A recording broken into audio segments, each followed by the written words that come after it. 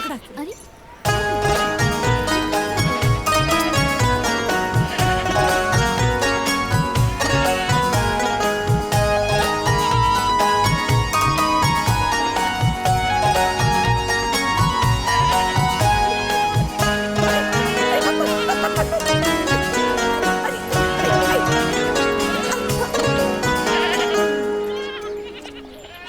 इतना सुंदर बच्चा रहे ना पकड़ पाई नहीं हम।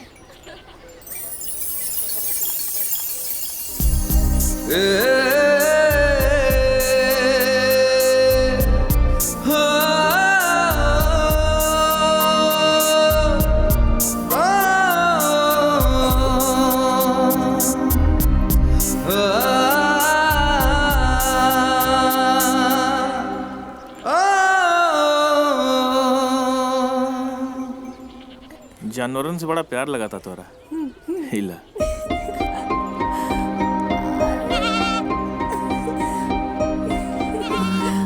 वैसे का नाम बा तो? काल की ठोकर भुला गईला का जे आज हमार नाम पूछे आ गईला। जान न पहचान में तेरे मेहमान। फिर भी बता दा। हमार नाम यमुना है। अच्छा अच्छा नाम बा।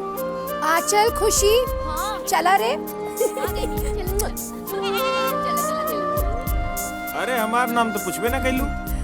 इंटरेस्ट नहीं थे।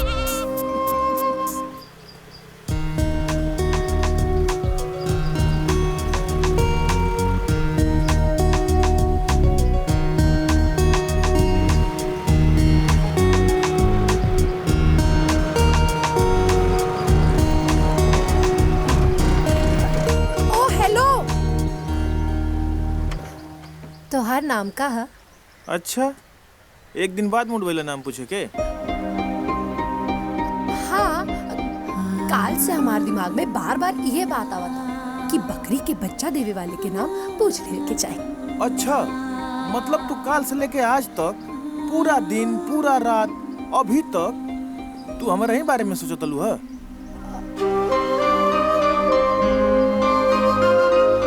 लेकिन एगो बकरी के बच्चा दे वाला के बारे में इतना सोचे के कारण का बा? कारण कुछ ना है। हम बस ई सोचनी कि कोनो भी काम अधूरा छोड़ल ठीक ना होला। ओकरा के पूरा जरूर होके के चाहिए तो यही से पूछ लेनी। अच्छा वैसे हमार नाम करण बा।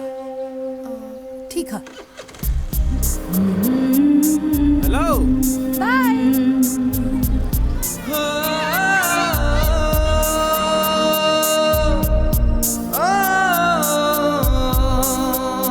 अच्छा मतलब तू काल से लेके आज तक पूरा दिन पूरा रात अभी तक तू हमारे ही बारे में सोचतलू है? लेकिन एगो बकरी के बच्चा दे वाला के बारे में इतना सोचे के कारण का बा? कारण कुछ ना है। हम बस ई सोचनी कोनो भी काम अधूरा छोड़ल ठीक ना होला। ओकरा के पूरा जरूर होके के चाहिए तो यही से पूछ लेनी। अच्छा वैसे हमार नाम करण बा। ठीक है। हेलो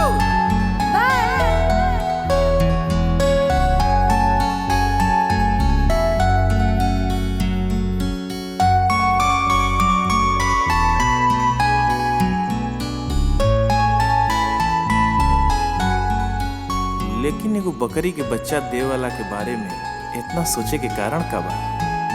कारण कुछ ना है। हम बस ई सोचनी कि कोनो भी काम अधूरा छोड़ल ठीक ना होला। ओकरा के पूरा जरूर होके के चाहिए तो यही से पूछ लेनी। वैसे हमार नाम करण बा। जमुना बिटिया हो गईल। जमुना ए जमुना का करत ताड़ू बिटिया? लेट होता। लाओ रोरी तू चंदन हमका दे दा। हाँ। ए भाग्यवान भाग्यवान 7:05 हो गईल। अरे मुहूर्त के समय निकल जाता बाबू। बस 2 मिनट जी। महावर के बिना पूजा में कैसे बैठब? अरे जल्दी करा। ली हमार तो पूरा दिया जल गई। अरे गंगा बिटिया इतनी की लोटा ला और साफ पानी ले ला।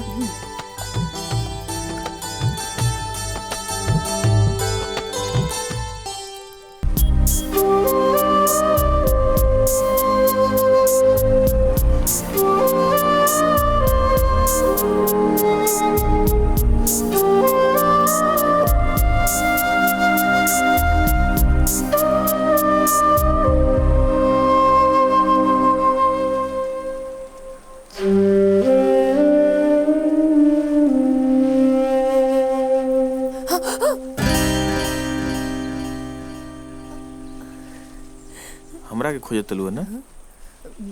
ना हम तोरा के काय खोजब? अच्छा, जिनकी तलाश में आंखें थी बेचैन, वो नहीं दिखा तो मायूस हो गई। जो पलटी मायूसी से आंखें एक बार, उसका हुआ दीदार तो क्यों खुश हो गई? बताइए। ना ऐसा कोनो बात नहीं है श्रीमान।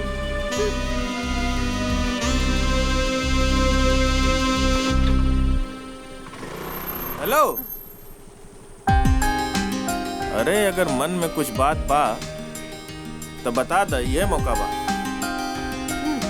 हमार मन में कोनो बात नहीं है श्रीमान जी। हेलो हेलो हेलो, अरे सुना था, कहे के ही रहल कि तू हमरा बहुत पसंद बा। तुहार का ख्याल बा? हमार ऐसा कोनो ख्याल नहीं है श्रीमान जी। अरे सुना सुना, रुका था। अगर मन में कोनो बात बता दा, ये मौका बा।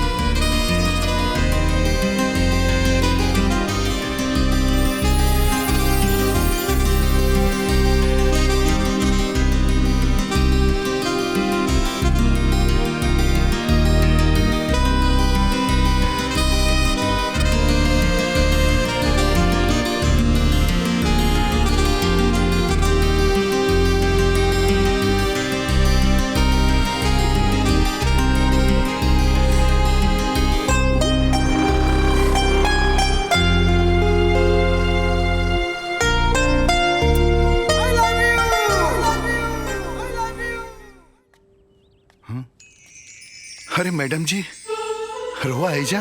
हाँ, सॉरी, मैं ऐसे फॉलो करके तुम्हारे घर तक पहुंच गई। तुम ना मुझे जानते थे ना पहचानते थे, फिर भी तुमने मुझे मेरे उन आवारा दोस्तों से बचाया, और मैं तुम्हें थैंक यू भी नहीं बोल पाई। बस वही थैंक यू बोलने आई थी। Thank you so much. अरे नाना, ऐसा कोनो बात नहीं के, ये तो हमार फर्ज रहे। अब एगो इंसान ही तो इंसान के काम आवेला। बहुत अच्छी सोच है तुम्हारी। क्या नाम है तुम्हारा? चंदन। चंदन। मेरा नाम किरण है। अब बातों से तो तुम पढ़े लिखे लग रहे हो, फिर ये ऑटो क्यों चलाते हो? आजकल के नौकरी लॉटरी के बराबर हो गई बा। ओहो, हमरा जैसे इंसान के अपना और अपना परिवार के कोनो अधिकार नहीं के अपना सपना पूरा करे के। कितना पढ़ा है तुमने? वो सब मत पूछी मैडम जी। अरे अब तो हम दोस्त हो गए ना। तुमने मेरी इज्जत बचाई, इसका एहसान मैं जिंदगी भर नहीं चुका सकती। तो जितना कर सकती हूँ उतना ही कर लेने दो। तो हम लोग फ्रेंड्स?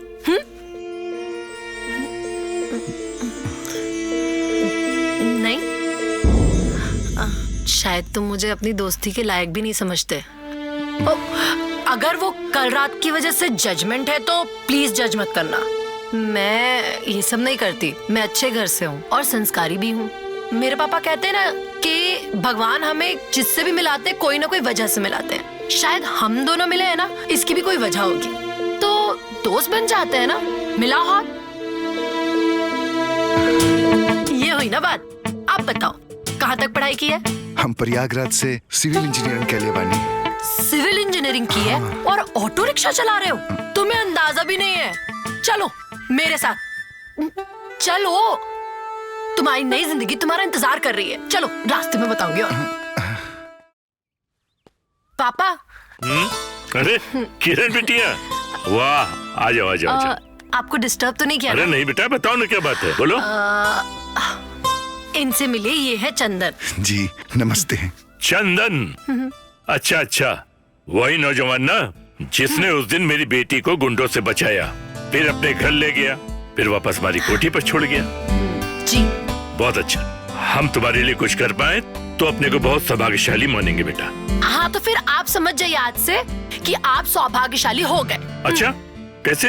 एक्चुअली वो क्या है कि चंदन इंजीनियरिंग किए हैं, तो आज से आपके ये कंस्ट्रक्शन के बिजनेस में हाथ बटाएंगे।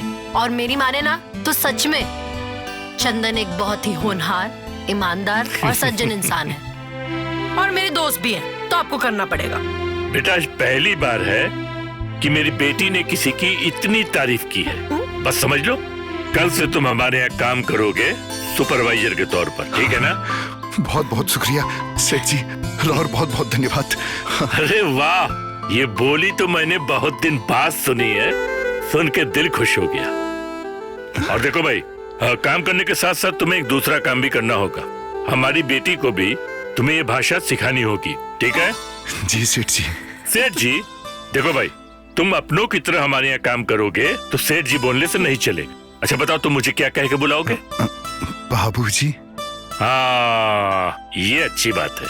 बेटी, आज तुम्हें मैं इस बात के लिए धन्यवाद दूंगा कि तुमने हमें एक अनमोल हीरा दे दिया है एक काम करने वाले के रूप में। भाई तुम कल से काम पर आ जाना। जी ठीक है? ठीक है बेटा। बाय पापा। बाय बेटा, बाय। थैंक यू मैडम जी। वाह, मेरे पापा को तो सेठ से डायरेक्ट बाबूजी बना लिया और मुझे अभी तक मैडम वाली श्रेणी में। तो क्या बोले? मेरा नाम किरण है, किरण चौधरी। पापा ने बहुत अच्छा नाम दिया है मुझे, तो क्यों ना तुम मुझे किरण ही बुलाओ। अरे जी मैडम जी, अब फिर से मैडम जी। किरण। ये हुई ना बात। अब इसी बात पे कल मेरा बर्थडे है, शाम अच्छा। को आना है और बस आना है पक्का। हैप्पी बर्थडे मैडम जी। किरण जी। ठीक है। हाँ, देखिए पंडित जी, हमको ना लड़का सभ्य, संस्कारी और सुशील चाहिए, समझ गए? बाकी भगवान का दिया हुआ हमारे पास सब कुछ है। हाँ पंडित जी, मुझे दामाद ऐसा चाहिए जो हमारी दौलत से नहीं, मेरी बेटी से प्यार करे। ये क्या हो रहा है?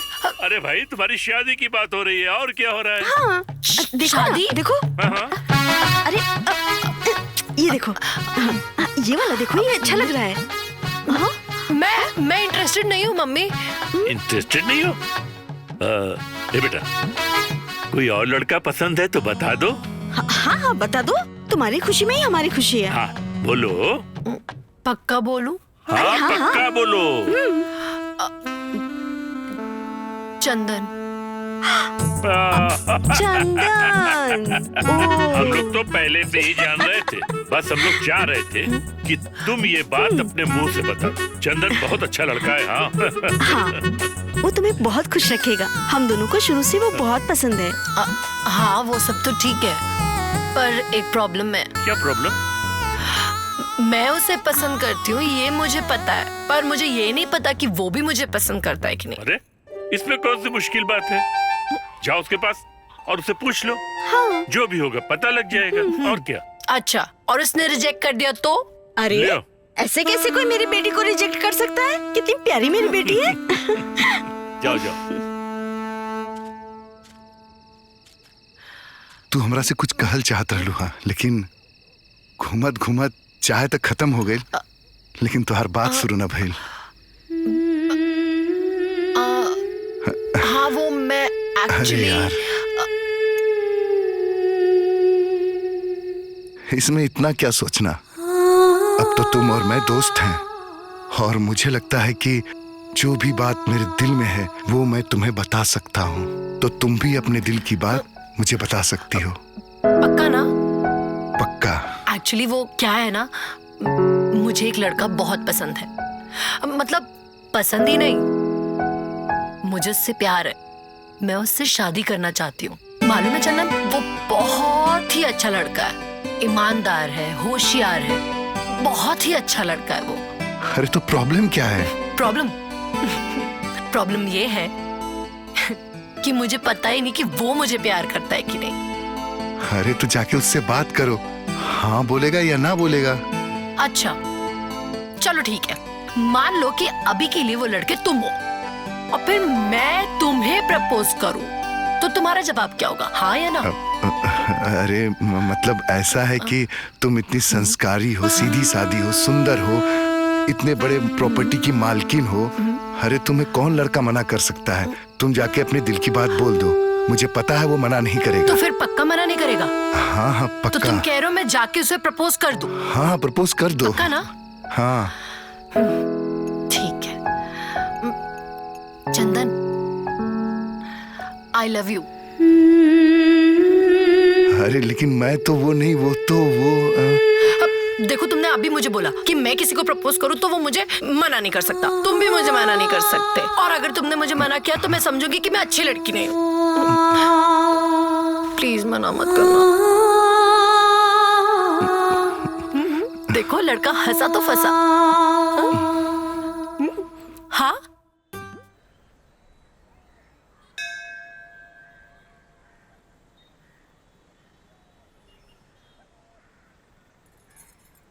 नैना नैना नैना नैना का भइल? नैना तोरा से एगो बात पूछी। का बोला? ई प्रीत और प्यार का होला? अरे प्रीत और प्यार ईश्वर के बनावल एगो सुंदर उपहार होला। इहे प्रीत और प्यार के चलते ई संसार चल रहल बा। लेकिन तू ये सब काहे पूछत बाड़ू? हमरा के चंदर से प्यार हो गइल बा। का? वो चंदर? वो नदिया के पार के चंदरवा? अरे माई, कैसे? कैसे काहे ई सब नहीं के मालूम, बस प्यार हो गइल बा। अब हमार मन तन यहाँ तक कि जीवन पर भी सिर्फ और सिर्फ चंदर के अधिकार बा। दूर हट हमरा से। अब तो पूरा समाज के कैसे मुंह दिखाईबू और अपन बाबूजी के कैसे मुंह दिखाईबू तू? हाँ, पूरे बिरादरी के कलंकित कर देले बाड़ू तू। हाँ?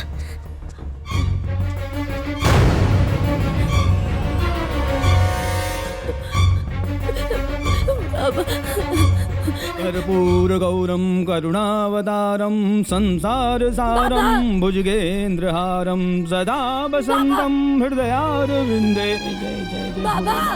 जय जय जय जय जय। बिटिया सुंदरी कहाँ भइल? बाबा हमरा से बहुत बड़ी गलती हो गई बा। उठावा तू अभी के अभी भोलेनाथ के त्रिशूल और दे दा हमार बलि। ना बिटिया, अरे बात का है? हमार चंदर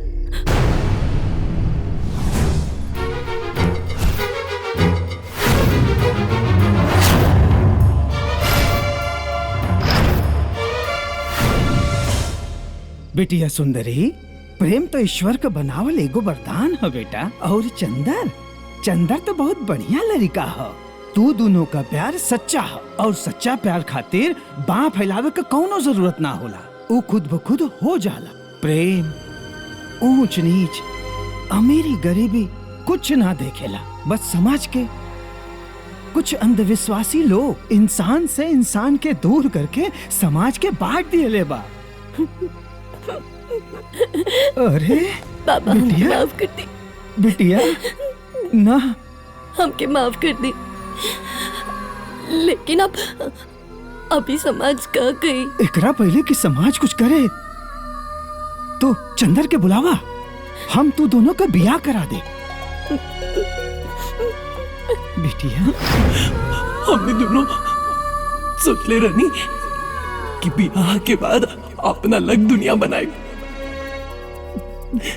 लेकिन गाँव वालन के मंजूर नहीं के रहा और वो लोगन छीन लेना हमार चंदर के। मंगलम भगवान विष्णु मंगलम गरुड़ध्वज मंगलम पुंडरीकाक्ष मंगलाय तनोहरि मंगलमूर्ते नमः मंगलमूर्ते नमः। इला तू दोनों लोग एक दूसरे के माला पहना। मंगलम भगवान विष्णु मंगलम गरुड़ध्वज मंगलम पुंडरीकाक्ष मंगलाय तनोहरि। खुश रहा आशीर्वाद। लाई गांठ बना गल। अब तू लोग फेरा लगा। वक्रतुंड महाकाय सूर्यकोटि समप्रभ निर्विघ्नं कुरु मे देव सर्वकार्येषु सर्वदा। ओम।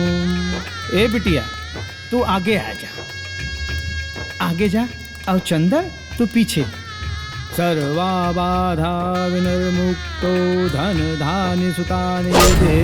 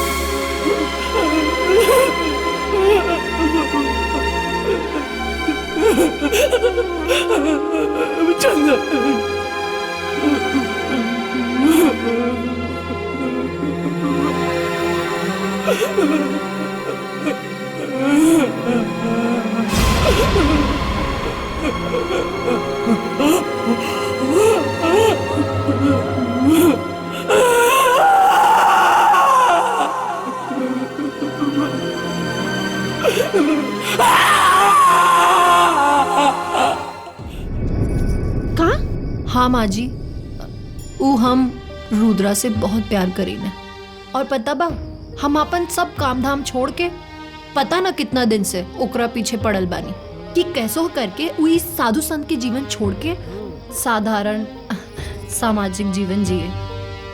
हाँ माँ जी, हमने के आज से ना पिछला कोई महीना से रुद्रा के समझावता नहीं जा है कि ई अघोरी के जीवन छोड़ दे, मगर वो अपन आगे हमने के बात सुनत उनत नहीं की है।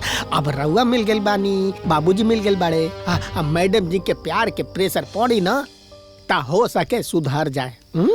हाँ माँ जी, महेश सही कहता रे, यही से हम चाहता नहीं कि रउआ हमनी दोनों के अपना साथ ले चली कि हमनी दोनों साथ में मिलके ओकरा के समझावल जाए। ठीक बा, वैसे भी तोहरा वजह से हमार रुद्रा मिलल बना और तू रुद्रा से प्यार करेलू तो तू चलबू तो अच्छा रही। तू चले के तैयारी कर। हाँ हाँ माँ जी, थैंक यू।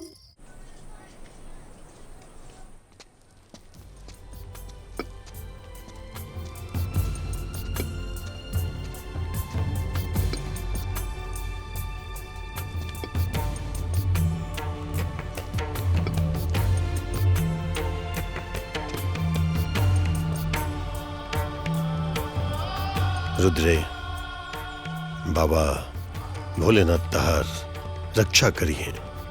उठ।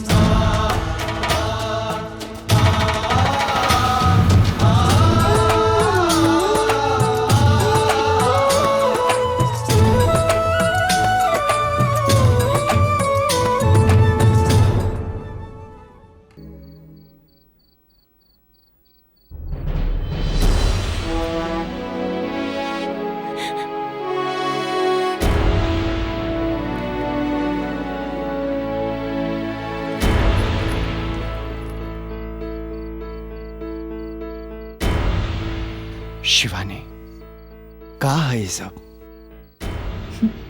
सब कुछ जानला के बाद भी पूछ रहल बाड़ा कि का है ये सब?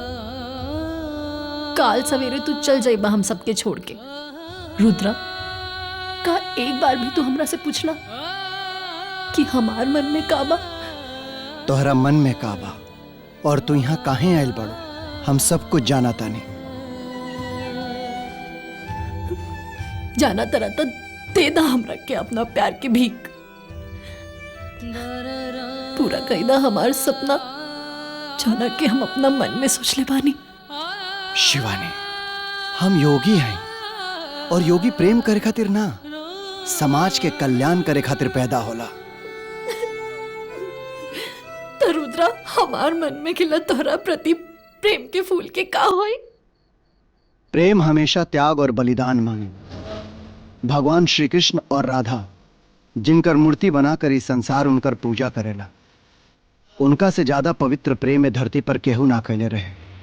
लेकिन एक समय पर ओहू लोग उनके अपना प्यार के त्याग करे के पड़ल रहे। सीता मैया जिनका के पावे खातिर श्री राम समुद्र के ऊपर सेतु बना देना, लंका में जाकर भयंकर युद्ध कैले, रावण के मार दिए, और फिर अग्नि में तपा करके सीता मैया के वापस लेके आई। फिर समाज की भलाई खातिर सीता मैया के भी त्याग कर देना।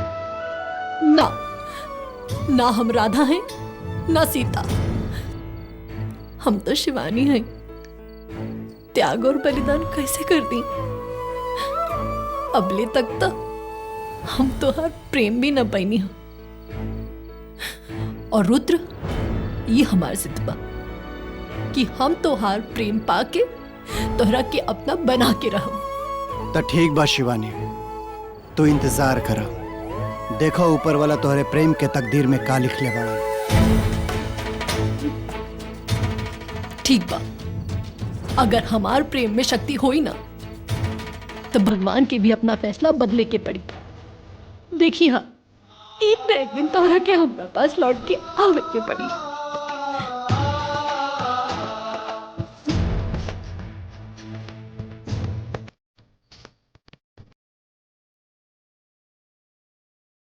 पगले भी है एकदम। रुको,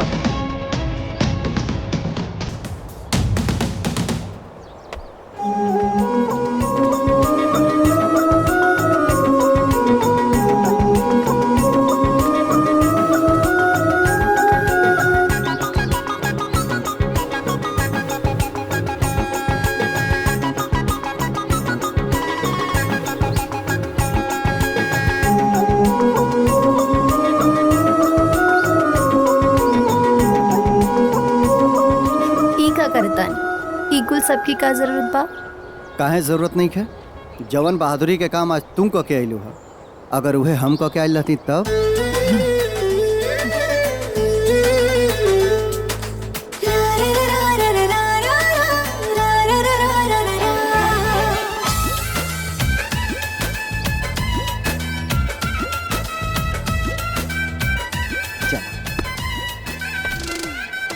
देख रहल बड़ा बबलू बाबू, आजकल के घर में जे 2-4 रुपया कमा लेता, छोट बड़ के लिहाज भुला जाता।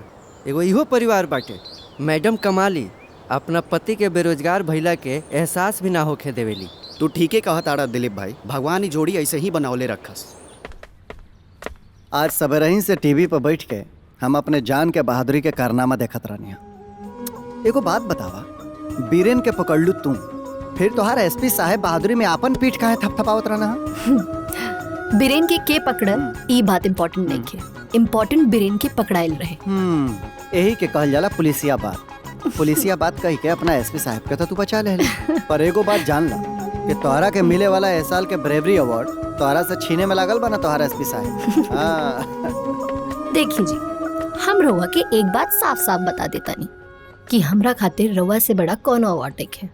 और वैसे भी हम चाहता नहीं कि एक दिन रउआ के कोनो अवार्ड मिले और रउआ वो अवार्ड हमरा के डेडिकेट करे। अरे हम तो अपन पूरा जिंदगी तोहरा के डेडिकेट कर देले बानी।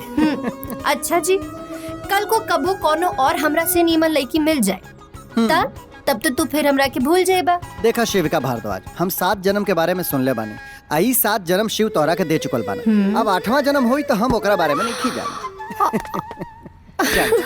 जल्दी से फ्रेश होके आ जा, हम तोहरा खातिर कॉफी बना के लाओ। कहाँ जाता नहीं सर? किचन में।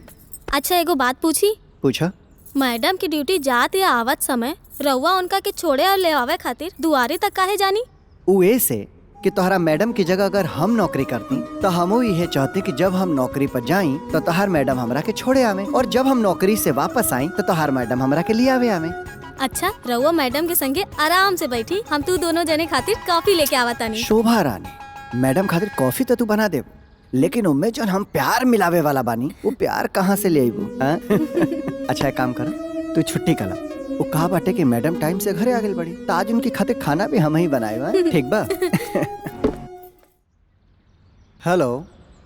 हाँ जी। कहाँ बाड़ू यार, बहुत लेट हो गई बा। So sorry. अब हमके ना एगो जरूरी काम आ गइल बा, लागत हमके लेट हो जाए। हमके ना आधा घंटा और लागे। का आधा घंटा और लागी? So sorry. ठीक बाटे।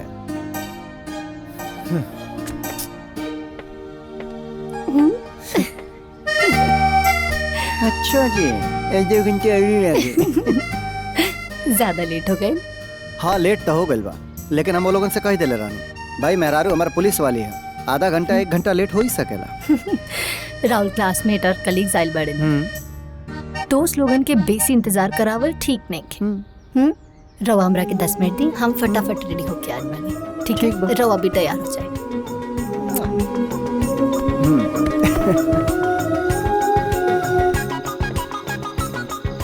सुना, वो का बाना कि तोहार मैडम आज पर्सनल काम से बाहर जाता जी। तो तोह लोग एजा का कर बजा मर्दे, छुट्टी करके सरकारी गाड़ी लेके जा जा।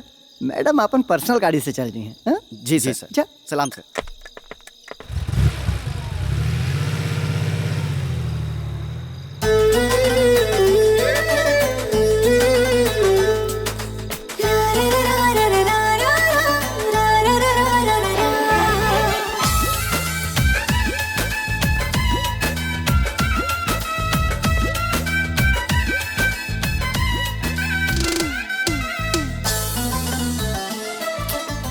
बहुत दिन के बाद तोहरा के रूप में देख ले बनी, मिजाज हमार गड़बड़ा गए बा।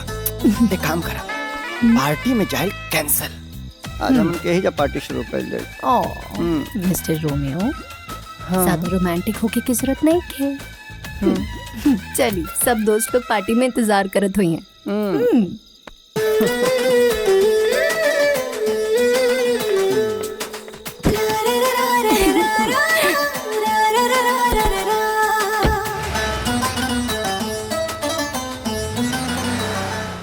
अरे यार, उनको पता करो वो लैला मजनू घर से निकले भी कि नहीं अभी तक। निकल भी गए और आपके पास पहुंच भी गए। वैसे जनाब, अब तो लैला मजनू कहना बंद कर दो। क्यों?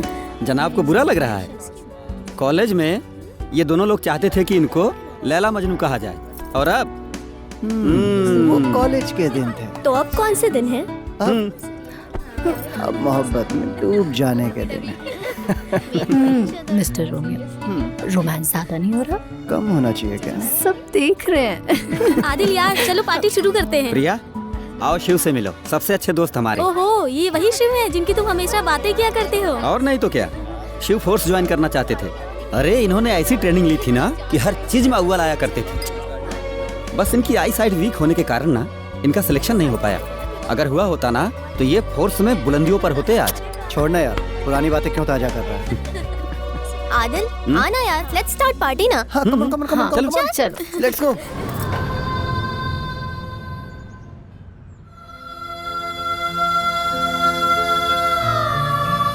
शिविका, संभारा अपने आप के। हम जाना तानी कि वो दोनों बहन के हालत तोहरा से बर्दाश्त नहीं हो। का करबो, होनी के यह मंजूर रहे। शिविका, शिविका, शिविका, शिविका, का भाई तू ठीक तो बाड़ू ना? चला हम डॉक्टर को बुलाओ तनी, चला। यही से कहत रहनी है, कोनो टेंशन मत लो। थोड़ा सांस लीजिए, सांस लीजिए। जब से भीटा गांव से आयल बाड़ी तब से ऐसा ही गुमसुम बाड़ी। हमके तो बुझाता कोनो बात के सदमा लागल बा।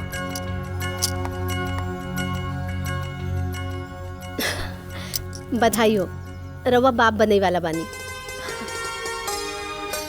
हाँ, मुबारक हो। ई घर में नन्हा मुन्ना मेहमान आने वाला बा।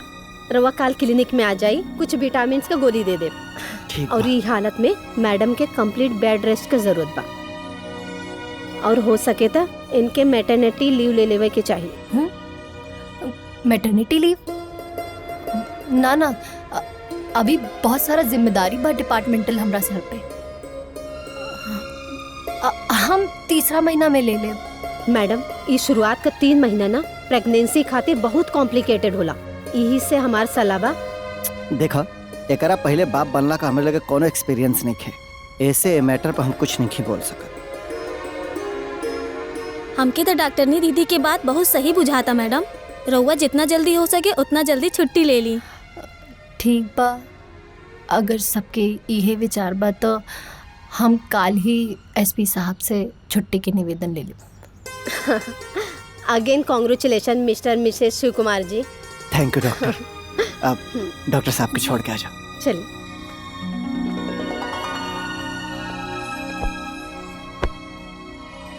शिविका, आज हम बहुत खुश बने और इस सिर्फ तुम्हारा वजह से।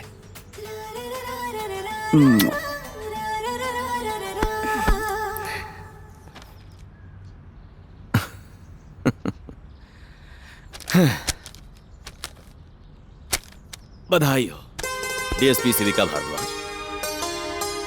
हमारा पूरा उम्मीद बा कि अपन हर मिशन के तरह ई मिशन में भी तू कामयाब हो।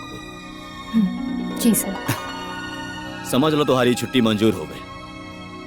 और हाँ, अपन ध्यान के साथ साथ अपन पेट में पल रहल बच्चा के भी ध्यान रखिए। जी सर। आपन पसंदीदा फिल्म देखे खातिर डाउनलोड करी दंगल प्ले ऐप।